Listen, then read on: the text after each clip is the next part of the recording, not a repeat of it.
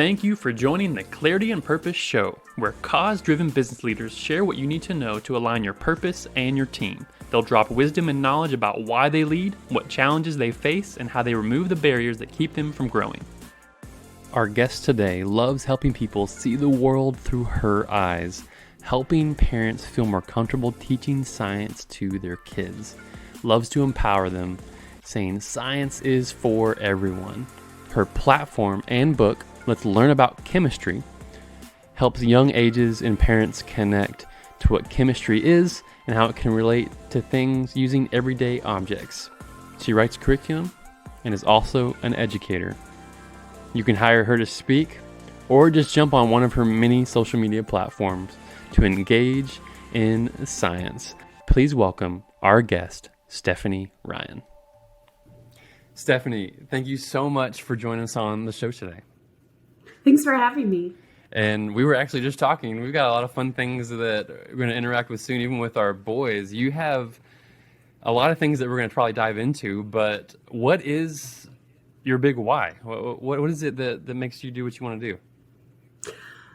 I want everyone to be as interested in the world around them as I am. That's awesome. And I know that starts really early with children. And so what I like to do is encourage parents to cultivate that in their children. And I know a lot of parents don't like science as much as I do, or math, and they pass that fear on to their kids. And I have it as my life's mission of making sure that science is for everybody and not just people whose parents are scientists. That's awesome. So what are ways that you make that happen then? What are ways that you make that a reality? So one of the things I do in my day job would be I write curricular materials, and I try to find unique ways that capture content in ways that everybody would be able to look at. So that looks into fairness and bias in testing. So you don't want to have a concept like golf that only affluent white people would be able to get the rules to, and they might do better on the test because of that.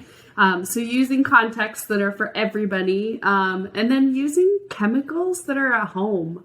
I use baking soda and vinegar to explain much of what I do, because that's something that in the pandemic was really easy to have on hand, and it's pretty cheap. And so those are the two ways I try to make sure everybody, and then in my other hat I wear, the Let's Learn About Science hat, I post things on Instagram that are those home activities. I kind of sift through what the internet has on a topic, and I pull out all the free stuff that's good for people, or the kits that this one's worth you buying.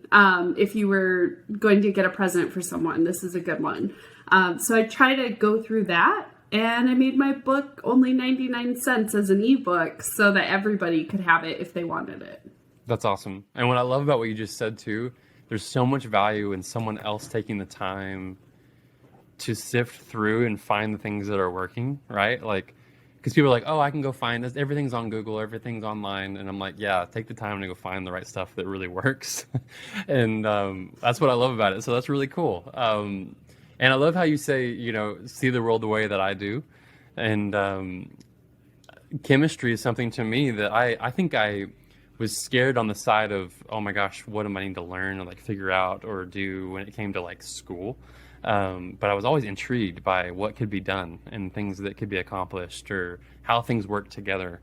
So that's really neat. And now you're doing this at a kid's level with this book and bringing concepts and things in through a way for them to learn, which is really neat. So one of the questions we like to ask is what's something that gets in the way of you trying to accomplish this?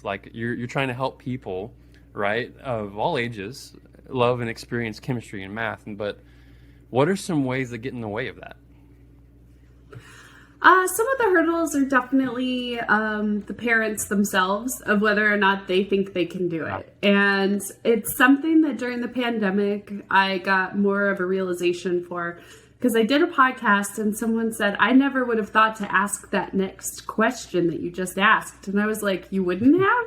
And then I thought, well, maybe I'm trained in a different way to ask questions based on what I do. and I can share that with other people. And so I'll say, this is where I messed up, or this is where they might ask this, and here's how you could extend it. And to show them that they actually do have the tools, and remind them that the life they lived, like they know that ice is solid water. They know that.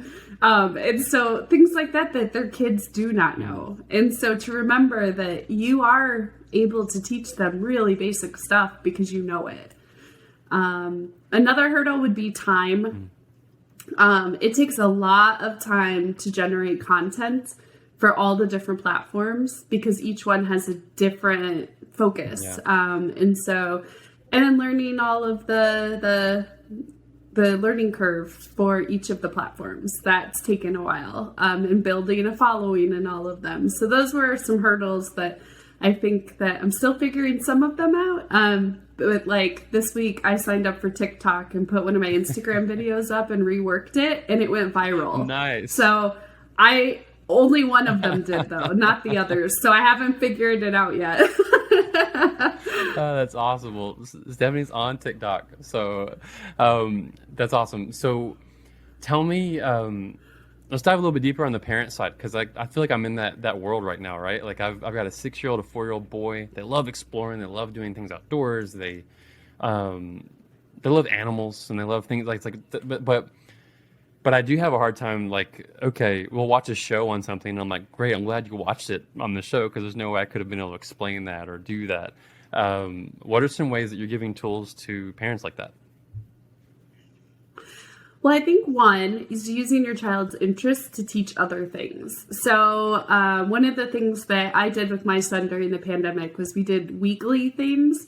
And he would say, like, I like bugs. Can we talk about bugs? Or can we talk about firemen? I think that's a really cool job. And so I found worksheets that taught hand-eye coordination and motor skills that used fire trucks to, like, talk about it. Or you would color the fire, and it was, like, talking about warm colors and cool colors. And things like that you can pull in other content areas with that. So that's one way to use that as a kind of a starting point for them to talk about other things.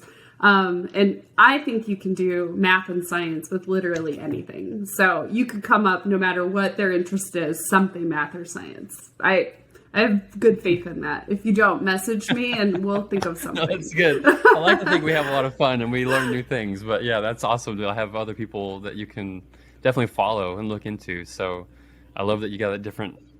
Well, and if you don't know the answer, you nailed it right on the head, is that there's someone out there who does. Like, they watched a show that did it. So then just unpack the show with them. Say, like, this was really cool to me. I learned this. What was your favorite thing you learned? And talk about it together. Because learning together is probably one of the more powerful things you can do with your kids, because they see that it's lifelong.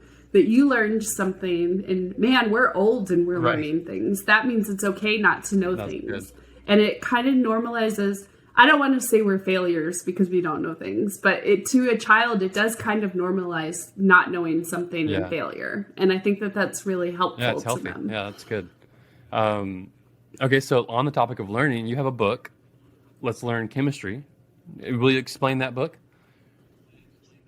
Sure, I've got a copy of it right here, always on my desk. It's called Let's Learn About Chemistry.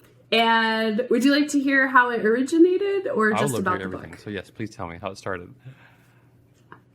Okay, so I was thinking up content for my curricular work that I do, and I was just thinking about chemistry, as a chemist does, and my son was playing in the corner, and he had stacked all of his orange toys in a pile. And I remember thinking, wow, I didn't know they could sort things this early. And then I thought to myself, whoa, a lot of chemistry is actually sorting things into categories. We actually have a classification of matter chart that is literally, you sort things into categories to figure out what they are. And I thought, I bet we could teach this to younger kids using the toys they have. And so I used the likenesses of my son. He is right there. And then his 3 best friends, Lydia, Elizabeth, and Oscar. And we used their favorite toys and games to tell the story. So, like, here they're explaining chemistry while playing soccer. And it helps the kids think about what a solid is, what a liquid is, what a gas is, a chemical change, a physical change. And by breaking it down into the basics like that, I think it's good for parents too, because you can point that out at home. Like, you can tell when a chemical reaction has occurred because what was there is no longer there and it's something else. And so that's what I've tried to do, is break it down. And then I worked with a developmental editor who helped me. She had me put the answers underneath the pictures so that in case you don't know what it was by looking at it, you have the answer for you, but your kid who cannot read does not know what the difference is. So on this one, my favorite is reading this to little kids. So this page has a leaf, an apple, a ladybug, and then a microscope with a cell. And my son always picks apple, and he says, because that's the one you can eat. That's the one that's different. You can't eat those other things. And that's not wrong. And that's the great part of the book, is that it's encouraging justification of your claims and comparing and contrasting. And so the book, you can just move to the next page. If they're not giving you a science answer, you say, oh, that's great. Yeah, you're right. That does make this different. That's the thing that's different out of these four things. And then you move on. But then the older kids, you can look at it and be like, oh, this is the macroscopic level. That's what this means. So it's really cool. Neat. Yeah. So what age group would you put that in then? Like, where would you put that? So I wrote it to be 0 to 6, and I made it a board book for the droolers out there. And so it holds up really well. But I've gotten a lot of parents who bought it for their toddlers that had also an older sibling. And I've been hearing of 7, 8, and 9-year-olds really enjoying it as well. Because of the different layers that are built in, you can have different conversations with the different ages. That's really neat. So how can you get the book? Let's just say that. How can I get the book? Yeah, it's on Amazon, or you can request it from your local bookstore. It's not likely that they'll have it in stock, given it's COVID and but it's on Amazon, stock lots of things. But yeah, and then you can get it through your bookstores. So one of the things we like to ask, it gets a little deeper, a little more personal, is, Stephanie, how do you get in the way of accomplishing what you're trying to accomplish? I am a perfectionist, and I never am happy with what I've done, and I would never put it out, like, ever. It would be, oh, this content could be a little better. This could be a little better. And during the pandemic, I really had to fight myself on that. It was like, no, I have to post the way it is. We don't have time to do more. And you know what? Parents they'll feel this is more relatable because it's more authentic. My wife can connect to that too. Sometimes I'm like, how come you're still sitting on that? She's like, it's just not right. And I'm like, just get it out there. So what's something that you should stop doing to help you keep growing? I should stop giving myself unlimited amounts of time to do things. I was actually contemplating this today, of setting out segments of, like, this is your TikTok time. This is your Instagram time. And that way I don't get sucked into, like, wormholes in any of them and not get productive at all. But sometimes I get to the end of the day and I'm like, oh man, it's 7 o'clock and I haven't posted yet. I just wasted all this time. No, that's good. Yeah, and that helps too. In that same regard, what I like about that is you can be productive in those time frames knowing you got to hit it and be done by then, right? Like, great, put it out, have something done. You got 15, 20, 30, an hour, whatever that time is. We like to time block. I like telling people time blocking is so key. You know, it's like, great, I'm going to do this for this amount of time. That's really good. Yeah, so I appreciate that. Yeah, time blocking is super useful, especially when you have multiple projects. One of the things I do have a little difficulty doing sometimes is estimating how long something's going to take. And I'll sign it up and be like, yeah, we could totally do this activity on air. And I did one today where I did it. I did that activity that I was telling you before we got on that went viral. I was doing that live. and the food coloring was just not dripping down yet. And we were sitting there waiting on live TV, waiting for it. And I was like, oh, man. Can't control that, yeah. I couldn't, so I brought the other one up really quick, and I'm like, here, let's do 2 experiments at once, and we'll talk about it. But, like, that's something that, again, that's just, that's you awesome. Work on it. You get better at it over time. So is there anything else that you would like to share based off what you do or what you've had experience in? Just that I want parents to have faith in themselves and learn more. Like if you want to know why something works, look it up. YouTube is wonderful. I look up on YouTube all the time. Or ask. It never hurts to ask. Like I reached out to a scientist on Twitter last week because I needed a paper that I wasn't sure if it existed or not.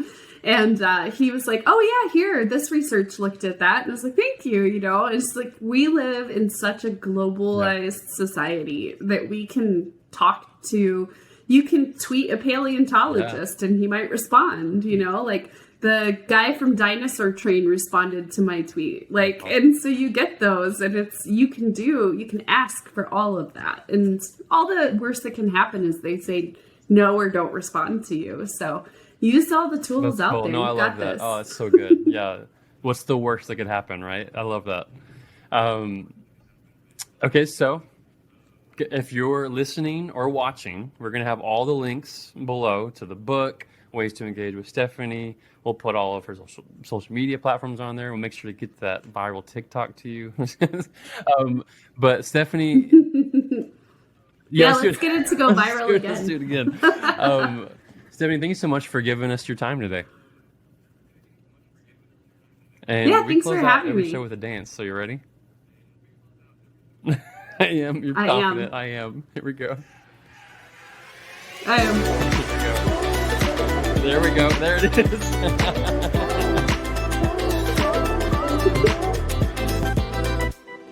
It's time for the segment Maximizer. We sent our guest a list of growth items to pick from.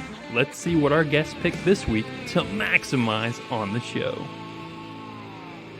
All right, Stephanie, we're looking at your website, letslearnaboutscience.com, and you chose to do the grunt test, which a lot of people love doing. It's 3 questions. It's asking what it is you actually do, how can it help me, and what action do you want me to take? So we're going to look at this website, and one, I love the illustrations. I know it's part of the book too, but I think it looks incredible. So great job on design. I love what you've created, and I know we got to talk about it. But if I came here for the first time, I really want to talk about, making sure we're saying the right things to draw people in, because I think the visuals are already there, which is great. But it's like, okay, what is it that you do? Well, I know that you're selling a book, but if they landed here, I wouldn't know that right away until I kind of scrolled down, and some people don't give you that much time. So what I would do is actually move this book up. Still keep some great design, but put that book further up and let's say what it is. So for instance, I took a section from one of your text below, introduce your young scientists to key concepts in using everyday objects. And then maybe a philosophical statement, kind of like how it can help me. Chemistry is for all ages. So that's just my rough draft of throwing something together quickly. But let's just say what it is. So great. Well, it's a book is really what it is. How it adds value is chemistry is for everyone, or there's other ways to probably word that. But I think if we had the book visual, it makes sense right away. That's what it is. And I do see the order button here, which is good. That is an obvious piece. I would actually say something more specific, like buy book, since that's the action you'll probably be taking. And all these other home, about author, featured on, contact aren't bad to have. We actually tell people it's probably good to put them maybe in like a hamburger menu or further down on the site, because what we don't want them to do is click away from what you're wanting them to actually do. We want them to buy the book. So I would only have buy book up here and put those somewhere else so it's a little more open. So when they land on this page, they say, okay, great, this is what you do, here's how you can help me, here's the action I need to take. And then as you scroll down, because if you give it just that amount, people will want to go further if it's interesting to them. And we can put some value propositions in your reviews like you have. I know you've got a little sneak peek. One of the things I was going to make known here is you have your subscribe for latest news. A lot of people don't like to get on lists anymore because they know that means they're just going to get emails. So what if we could add value to get their email? So for instance, this little sneak peek, what if we said, get a sneak peek of the book, and we had like a little visual with the name and email, and when they gave you the name and email, then they get sent this piece that they can look at to then go order the book. It's almost like a doorway into getting that little piece you're already giving them, but it gives you their name and email, right? Which is what we want, because if they're not ready to buy the book today, then we want their email, because that way we can do the right email marketing to get them later. And email marketing is still the number one way to make money, which is mind-blowing. You can have the most viral TikTok video, and email marketing can still be the best way to make money. So again, Stephanie, you're doing a lot of great things. I love the visuals. I love what you've created. I know the book's going to be great based off of our conversation. But I think when someone lands on the site, if you can answer those questions in under 5 seconds, which is unfortunate, really, the reality is unfortunate. You got 5 seconds. People want to know these things, or they're going to bounce. Now, someone that already knows who you are and what you're doing, great, they're going to go there and engage. But someone's just landing there, I think we could add a little more value on how to draw them in with those questions. So thanks for letting me review your website. Okay, today's tip, another really good one, but very, very important. So over the last few weeks, you've been kind of hearing about our 20-minute messaging makeover. And you heard 4 different tips. This one wraps it up. And really what we're doing is we're trying to share what our solution is that will help solve their problem, to help them solve their problem. And here's the thing. We all care. I mean, the 4 tips have really helped to build an empathy, really truly understand. So if we have the answer, why wouldn't we share that? And so we're going to talk a little bit real quick about that particular tip. Jake, what do you think, man? Well, I think you said something real important there is we have gathered some really great information to this point, and we understand what they've been through. And this is where we can actually blow it if we're not careful. Yeah. This is not the spot to say, buy my widget. No time yet. In fact, you never have to do it really. What you have to say is, are you ready to solve that thing? Yeah. Because we can do it, and here's why. Mm-hmm. And it comes back to saying, look, we heard this, we know this, we feel this. So here's what it looks like to win and how it works. Right. And when you do that, it's like you're having a real conversation. Surprise, that works. Yeah, and when going back to a couple weeks ago, we talked about making sure you actually talk to your customers and know what these problems are. And that's just some of the first couple steps. So when you get to this point, it's a lot easier to talk about those things because you already know. You're setting yourself up for success yourself because they're understanding that, oh, you are the solution. You don't even have to say it because you're speaking their language. So go check out the 20-minute messaging makeover. It's a download that gets 5 questions that you walk through to fix the message in your business today. Well, that's it for this episode. Thank you for joining the Clarity and Purpose Show. Wherever you are watching or listening, make sure you subscribe to the channel or podcast so you don't miss more growth frameworks from cause-driven leaders. We believe when a business leader aligns their team with their message, they become unstoppable.